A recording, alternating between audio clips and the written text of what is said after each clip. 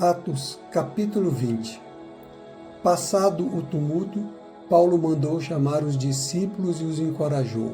Então se despediu e partiu para a Macedônia. Enquanto estava lá, encorajou os discípulos em todas as cidades por onde passou. Em seguida, desceu à Grécia, e onde ficou por 3 meses. Quando se preparava para navegar de volta à Síria, descobriu que alguns judeus conspiravam contra a sua vida e decidiu voltar pela Macedônia.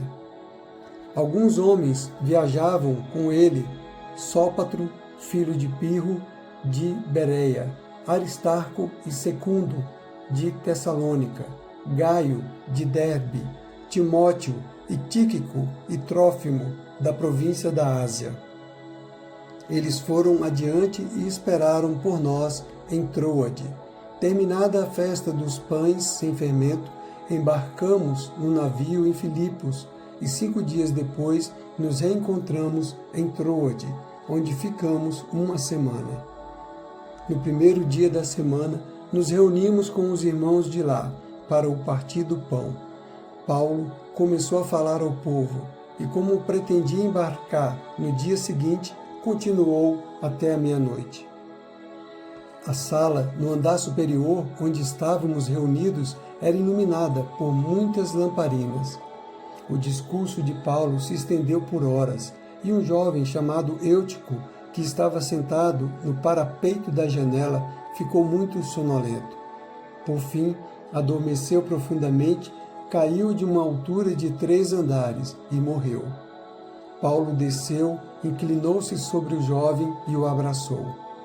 Não se desesperem, disse ele, o rapaz está vivo. Então, todos subiram novamente, partiram o pão e comeram juntos. Paulo continuou a lhes falar até o amanhecer e depois partiu. Enquanto isso, o jovem foi levado para casa vivo e todos sentiram grande alívio. Paulo foi por terra até Assos, onde havia definido que devíamos esperar por ele, enquanto nós fomos de navio. Encontrou-se conosco em Assos e navegamos juntos até Mitilene. No dia seguinte, passamos em frente à ilha de Quios. No outro dia, atravessamos para a ilha de Samos e um dia depois chegamos a Mileto.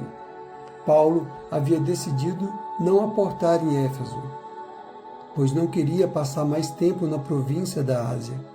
Tinha pressa de chegar a Jerusalém, se possível, para a festa de Pentecostes. Por isso, em Mileto, mandou chamar os presbíteros da igreja de Éfeso.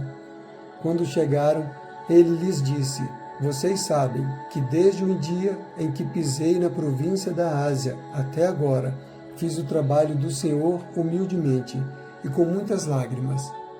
Suportei as provações decorrentes das intrigas dos judeus e jamais deixei de dizer a vocês o que precisavam ouvir, seja publicamente, seja em seus lares. Anunciei uma única mensagem, tanto para judeus como para gregos. É necessário que se arrependam, se voltem para Deus e tenham fé em nosso Senhor Jesus. Agora, impelido pelo Espírito, vou a Jerusalém. Não sei o que me espera ali, senão que o Espírito Santo me diz: em todas as cidades que tenho pela frente, prisão e sofrimento.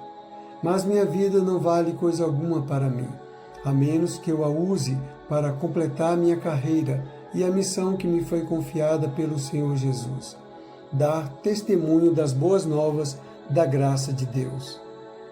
Agora sei que nenhum de vocês, a quem anunciei o reino, me verá outra vez. Por isso, declaro hoje que se alguém se perder, não será por minha culpa, pois não deixei de anunciar tudo o que Deus quer que vocês saibam. Portanto, cuidem de si mesmos e do rebanho sobre o qual o Espírito Santo os colocou como bispos, a fim de pastorearem sua igreja, comprada com seu próprio sangue. Sei que depois de minha partida surgirão em seu meio falsos mestres, lobos ferozes, que não pouparão o rebanho. Até mesmo entre vocês se levantarão homens que distorcerão a verdade a fim de conquistar seguidores. Portanto, vigiem.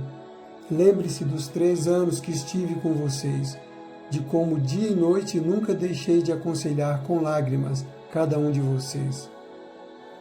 E agora eu os entrego a Deus e a mensagem de sua graça, que pode edificá-los e dar-lhes uma herança junto com todos que ele separou para si. Jamais cobicei a prata, o ouro ou as roupas de alguém. Vocês sabem que estas minhas mãos trabalharam para prover as minhas necessidades e as dos que estavam comigo. Fui exemplo constante de como podemos, com trabalho árduo, ajudar os necessitados, lembrando as palavras do Senhor Jesus: a bênção maior em dar que em receber. Quando Paulo terminou de falar, ajoelhou-se e orou com eles.